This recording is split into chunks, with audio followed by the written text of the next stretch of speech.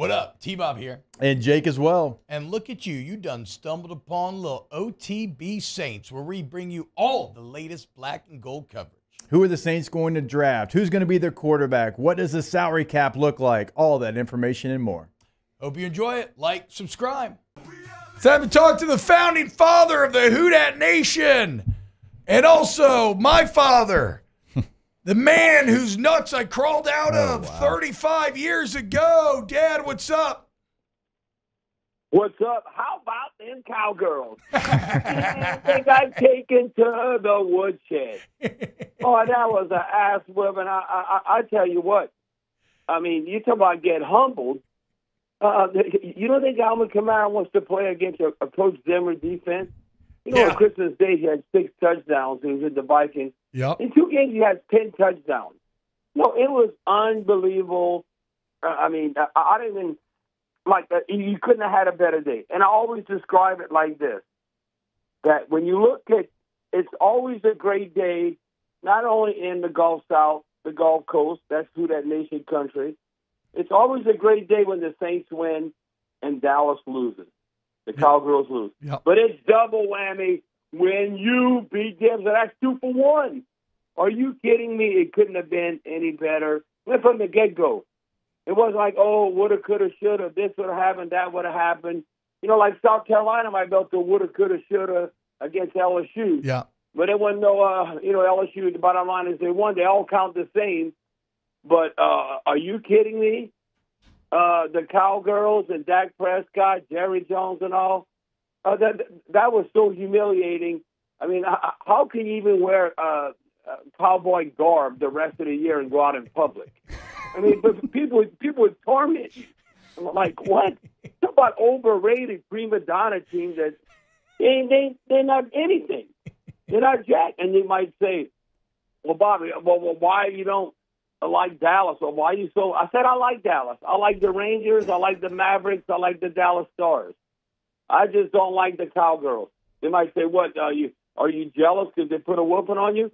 No, I should have been 4-0 and I was 3-1, and that's a fact. You can look it up.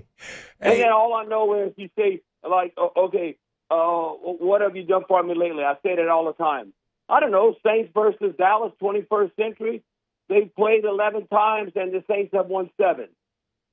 AT&T Stadium, Jerry World. You'll played there. Remember against University of Oregon, big screen and all that? Yeah. They played 5 times. The Saints have won 3 there. So how can you talk smack if you're a Dallas fan right on our border? And what really gets to me is, listen, if you live in Louisiana, cheer for the Saints. I don't care if you're in Shreveport. If you're in Shreveport, I understand that Dallas is closer than New Orleans. Okay, I understand that. But you're in Louisiana. And it used to be always like maybe 20% like the Saints, 80% like Dallas. But all of a sudden, we got Drew Brees and Sean Payton. It's kind of 50-50 our deal. So hopefully Jacob Hester is not a Cowgirl fan. He might be. No, he's not. He's a Saints fan. He was raised a Saints fan. I was raised a Saints fan. You're from fan. Louisiana. Yeah, I agree wholeheartedly.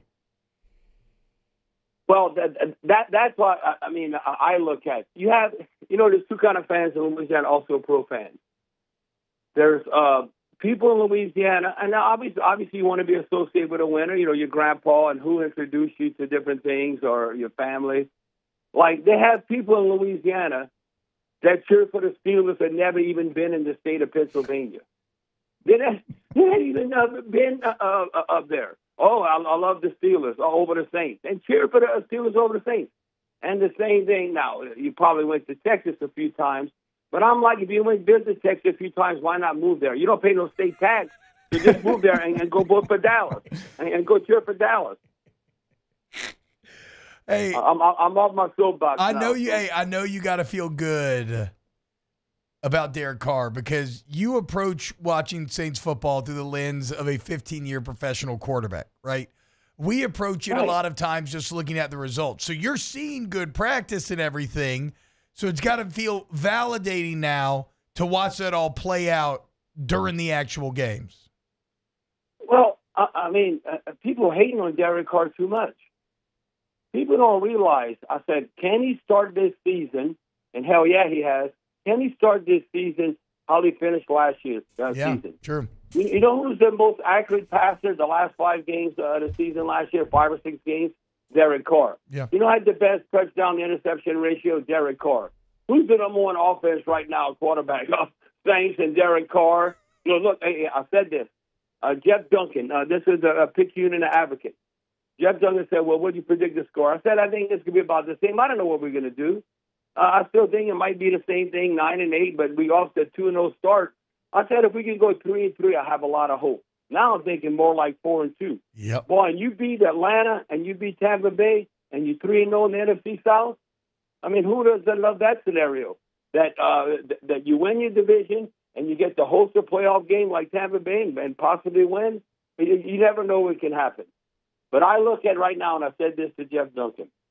It might be the same song and dance, I think, like last year. But if they do these 3 things, and look where they're at right now.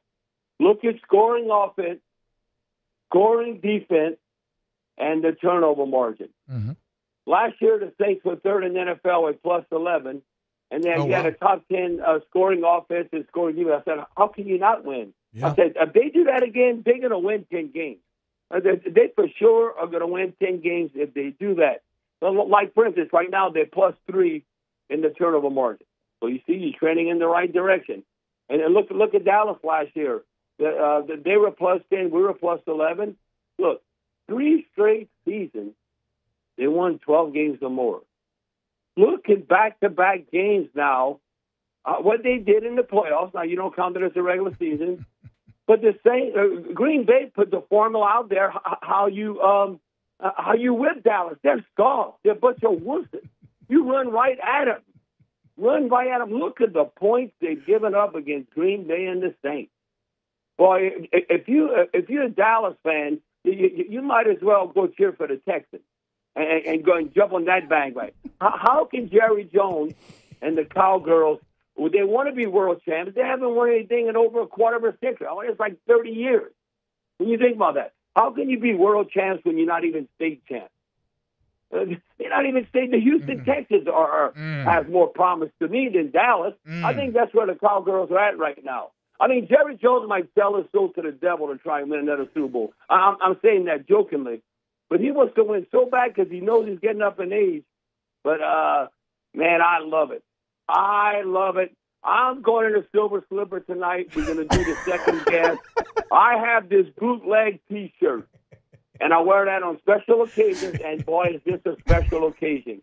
And it says, Cowboy hater with an arrow pointed right at my face. and I can't wear that. I might wear that for a whole damn month. I might. Even though the Saints aren't playing Dallas, they got to play the Eagles. And everything. I don't know. I might wear that to the damn Saints-Eagles game come Sunday. Oh. I got to ask you, what was your favorite part, though? Like, what of the whole game? Like, what was your favorite part? Was it a play? Was it a player? Because there's so many to choose from. I mean, dominant performance doesn't even justify what that was. Did you have a favorite part? A favorite part, because back-to-back, Derek Carr ain't no dinking and dunking. He's talking about chunk plays. Yeah. He did that to start off against Carolina when he hit that bomb to Rashid Shaheed. I need more Rashid Shaheed because of his speed. Yep. Rashid Shaheed, man, but we don't get enough credit. And then Alvin Kamara, I said this in OT's minicamp. People are like, Alvin Kamara is 29 years old. I said, I'm telling you, he's a young 29. Mm-hmm. I've seen how explosive he was in practice. I go, if he's healthy and they block for him, Alvin Kamara ain't forgot how to run. You don't think Clint Kubiak knows how to use running back? I said, Alvin Kamara is in our offense is going to be what Christian McCaffrey did with the 49ers. I just said to show you how I think how good Kamara is. Let's say you just flip teams. What if you put Christian McCaffrey on the Saints and Alvin Kamara on the 49ers the past couple of years? Yeah. You don't think Alvin Kamara is going to have the same similar success? Mm-hmm. No, I'm telling you. Now, what I'm most pleased with, and you have to give the game balls. We can give the game ball to so many individuals, but how about the damn offensive line? Yeah, man. I don't know what has gone on with that. I mean, now, it's all about confidence, and to me, that's the most shocking. Because I said the Saints are going to go as the O-line goes. Because we've seen at times, but that doesn't look too good. But I'm not worried about Derek Carr. I'm not worried about Alvin Kamara. I think how Derek spreads the ball around, that we have the right weapons. I mean, even though I think Chris Olave more like a solid number two instead of a true number one, I think we have two great twos in Chris Olave and Rashid Shaheed. But when I look at, who else is a beast and kind of like that's in Coach Kubiak's back pocket. Now, hopefully, I don't know, what is that? A chest? It sounds like Les Miles. I don't know. Here you got Taysom Hill, my chest.